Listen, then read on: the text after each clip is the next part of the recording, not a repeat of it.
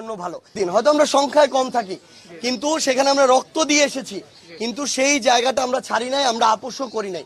আমরা শুধু একটা কথা বলতে চাই যে বিএনপি যদি স্বৈরাচারের যে পূর্ববর্তী আমল, যেটা দ্বারা তারাও জুলুমের শিকার, সেটার পুনরাবৃত্তি না করতে চায়, তাহলে ছাত্রদল যেভাবে ধীরে ধীরে সন্ত্রাসী কায়দায় তাদের কার্যক্রম পরিচালনা শুরু করেছে এবং সন্ত্রাসী সংগঠন হওয়ার পথে পা বাড়াচ্ছে, এটাতে জনাব তারেক রহমানকে লাগাম টানতে হবে।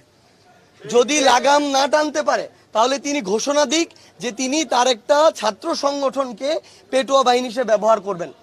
আমরা মনে করি তিনি যদি বেগম খালেদা জিয়ার ওই কথাটা মনে রাখেন যে ছাত্র দলে ছাত্রদেরকে চাই, কোনো টোকাই সন্ত্রাসীকে চাই না, এই কথাটুকু মনে রাখলেই আমরা মনে করি যে এটা বিএনপির জন্য ভালো, বাকি সবার জন্য ভালো।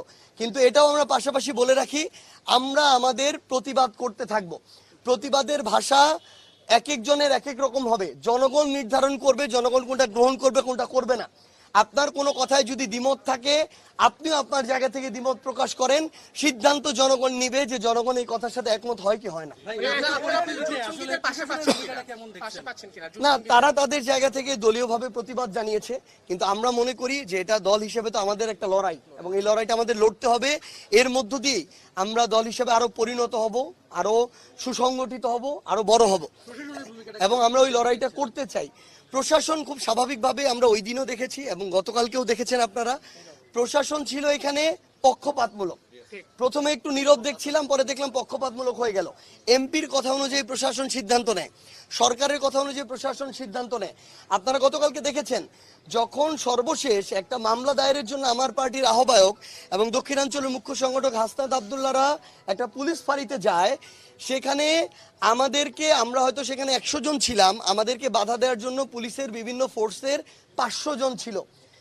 আমাদেরকে তারা বাধা দিয়েছে, আমাদের 5 জনের একটা প্রতিনিধি দল গিয়েছে, কিন্তু তার সামনে দাঁড়িয়ে ছাত্র দলের গুন্ডারা, সন্ত্রাসীরা যারা রক্তাক্ত করেছে আমাদেরকে, আমাদের ভাইয়ের চোখ কেড়ে নিয়েছে, তারা যে মানে টোকাইয়ের মতো স্লোগান দিচ্ছিল, যেই ভাষায়, নোংরা ভাষাগুলোতে আপনারা দেখেছেন, তাদেরকে প্রতিহত কিন্তু করে নাই, তাদেরকে বাধা পর্যন্ত দেয় নাই। অথচ আমরা শুধু একটা মামলা করতে যাচ্ছিলাম, আমাদেরকে বাধা দেওয়া হয়েছে। তাহলে দেখেন প্রশাসন কাদের পক্ষে কাজ করছে। আমরা প্রশাসনকে আহ্বান করি, দয়া করে আপনারা আপনাদের পেশাদারিত্বটা আর বিক্রি করে দিয়েন না। যদি এটা করেন, হয়তো এমন হবে আগামীতে বাংলাদেশ পুলিশ নামক এই প্রতিষ্ঠানটা বাংলাদেশে আর থাকবেই না, মানুষের সামনে কোনোদিন মাথা উঁচু করে দাঁড়াতে পারবে না। আপনারা আপনাদের পেশাদারিত্ব বজায় রাখুন, আর যদি রাজনীতি করতে চান, বিএনপি করতে চান, তাহলে পোশাক বাদ দিয়ে সরাসরি রাজনীতিতে আসুন।